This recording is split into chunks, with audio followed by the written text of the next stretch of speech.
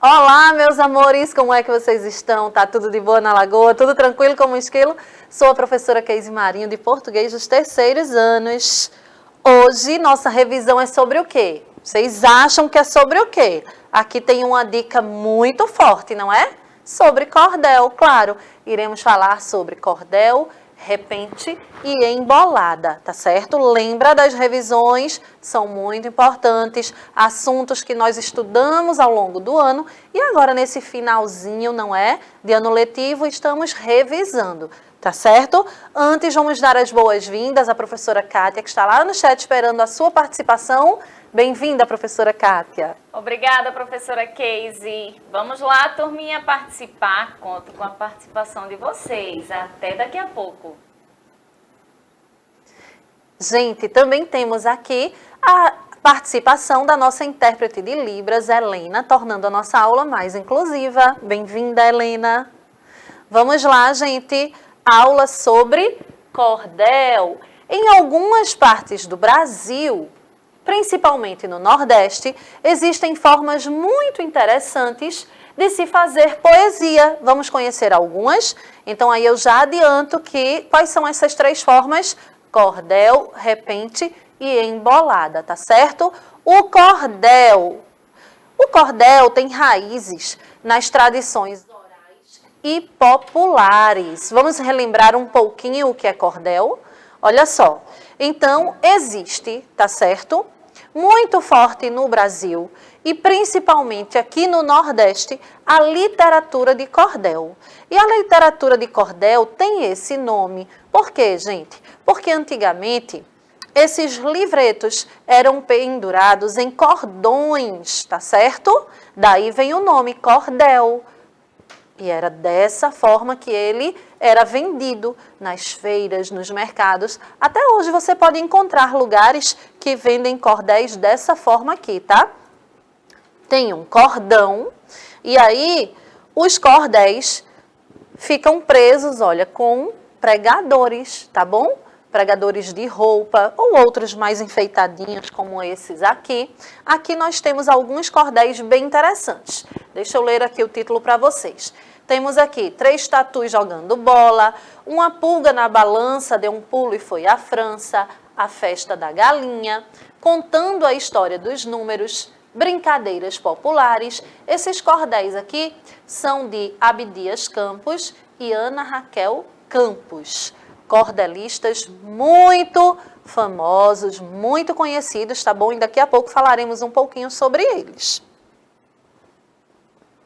O cordel é impresso em pequenos folhetos ilustrados, dessa forma aqui, olha, com xilogravuras. Ele apresenta linguagem coloquial, apresenta humor e rimas. Professora Keise, o que é linguagem coloquial? Não sei o que significa. Linguagem coloquial é aquela linguagem do nosso dia a dia, tá certo?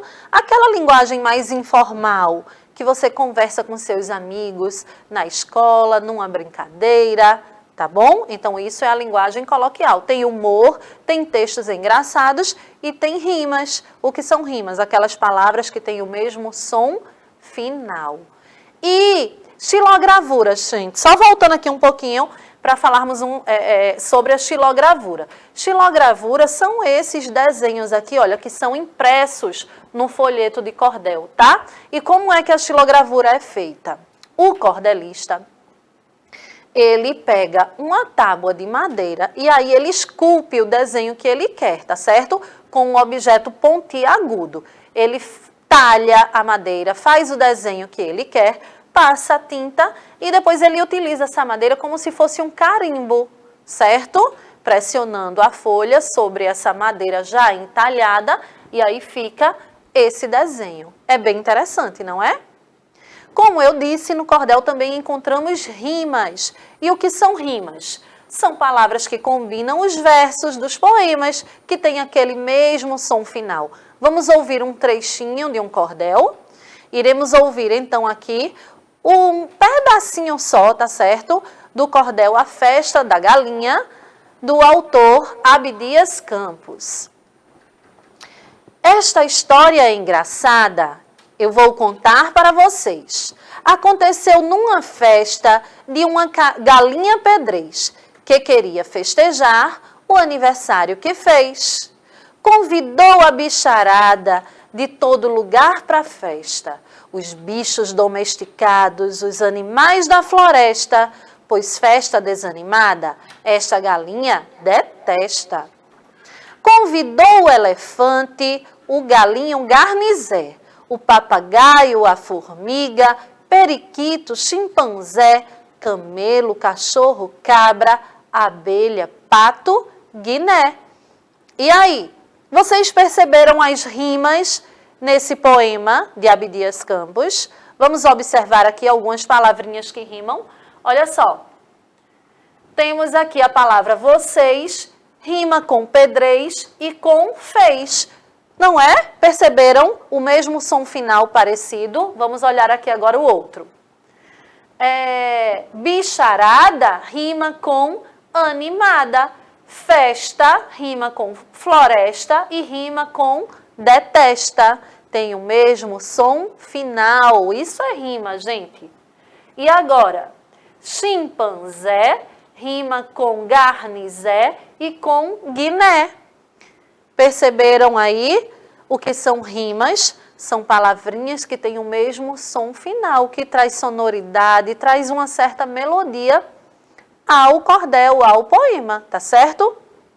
Então, no cordel encontramos linguagem coloquial, que é aquela linguagem informal, como eu já disse para vocês, aquela linguagem que nós conversamos com os nossos amigos, uso de humor, não é? Os textos são engraçados, temas diversos, ou seja, os temas não são sempre os mesmos, tá certo? Muda. Aqui, por exemplo, vocês puderam perceber isso, não é? Aqui fala sobre os animais, olha, 3 tatus jogando bola. Já esse aqui fala sobre matemática, contando a história dos números. Aqui já fala sobre as brincadeiras populares. Então, os temas, gente, são variados, tá bom? No cordel também tem rimas, também tem métricas, tem oralidade, mas aí já é uma questão técnica, certo? Quem escreve o cordel precisa compor bem direitinho a quantidade de versos. Não pode ser de qualquer forma. Um cordelista não pode escrever um cordel com a primeira estrofe lá com 2 versos, depois passa para 8, depois passa para 5. Não, é preciso ter uma ordem, ter uma métrica, certo? Encaixar as rimas. Esse daqui que eu estou mostrando para vocês, chamado Leandro Gomes de Barros, é considerado o rei dos poetas, o rei dos cordelistas. Tudo começou, gente, a partir dele, tá certo? Ele nasceu no dia 19 de novembro.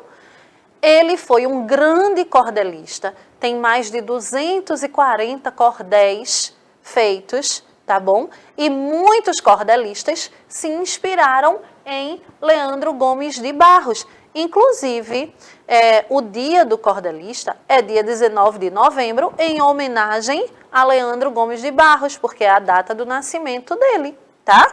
Leandro Gomes de Barros gostava muito de histórias de cavalaria. Ele fazia muitas histórias sobre reis, rainhas, príncipes, princesas, cavaleiros, tá? Esse daqui é um cordel muito famoso dele, chamado Oliveiros com Ferrabras. Batalha de Oliveiros com Ferrabras, certo? Esse cordel aqui, olha, foi do ano de 1913. Faz um tempo, hein? Mais de 100 anos.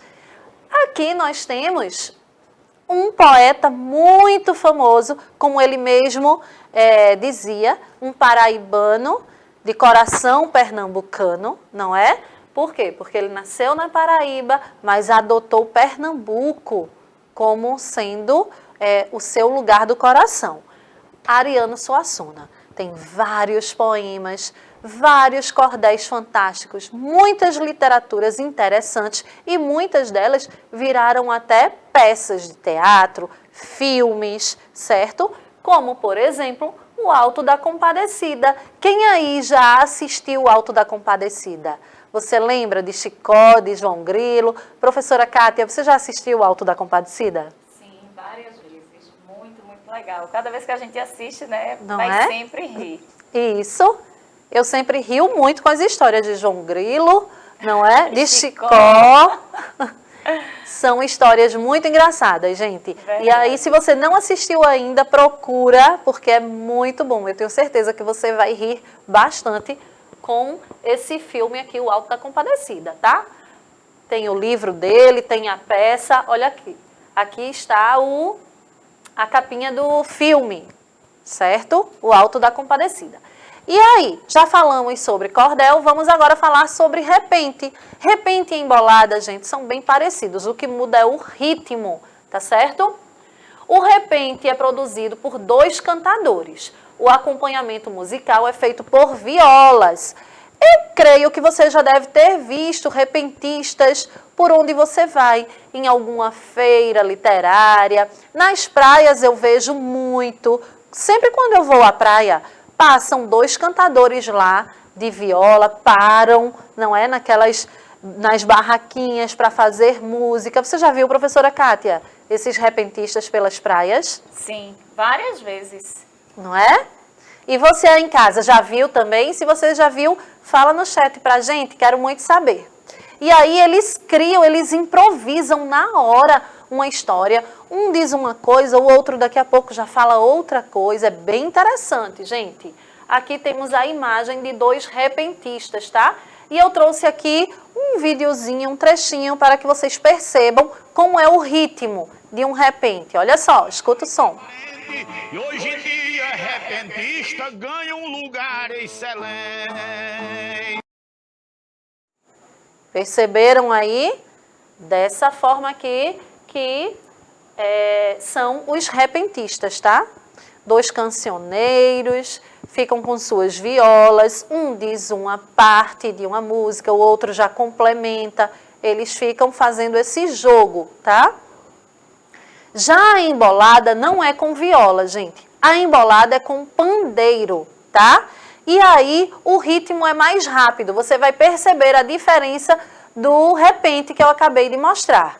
Também é produzida por 2 cantadores e o acompanhamento musical é feito por pandeiros com um ritmo mais acelerado. Aqui nós temos um grupo, não é, de cantadores, certo? Só para mostrar que é com pandeiro, diferente do repente que é com viola.